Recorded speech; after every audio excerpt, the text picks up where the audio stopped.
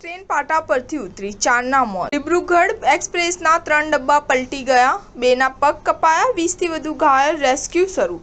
યુપીના ગોંડામાં એક ટ્રેન અકસ્માત થયો હતો। ડિબ્રુગઢ એક્સપ્રેસ અહીં પાટા પરથી ઉતરી ગઈ હતી। ટ્રેનના 15 ડબ્બા પાટા પરથી ઉતરી ગયા છે, જેમાંથી 3 પલટી ગયા છે। આ દુર્ઘટનામાં અત્યાર સુધીમાં 4 મુસાફરોના મોત થયા હોવાના અહેવાલ છે।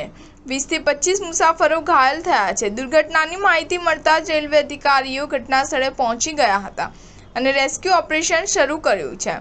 ટ્રેન ચંદીગઢથી ડિબ્રુગઢ જઈ રહી હતી। આ અકસ્માત ઝીલાહી રેલવે સ્ટેશનની વચ્ચે ગોસાઈ દીહવા ખાતે થયો હતો। અયોધ્યાથી તેનું અંતર 30 કિલોમીટર છે, જ્યારે લખનૌથી 130 કિલોમીટર છે। ગુરુવારે આ ટ્રેન ચંદીગઢથી 11:39 રવાના થઈ હતી। તે ગુરુવારે બપોરે ઝીલાહી સ્ટેશન નજીક પલટી થઈ ગઈ હતી। ટ્રેનમાં મુસાફરી કરી રહેલા એક મુસાફરે કહ્યું, ગોંડાથી 20 કિલોમીટર દૂર બપોરે લગભગ 2:30 વાગ્યે આ અકસ્માત થયો હતો। માનકાપુર સ્ટેશન અહીંથી 5 કિલોમીટર દૂર છે। અકસ્માતની માહિતી મળતા ડીએમ નેહા શર્મા ઘટના સ્થળે પહોંચી ગયા છે। જિલ્લામાં અન્ય અધિકારીઓ પણ પહોંચી ગયા છે।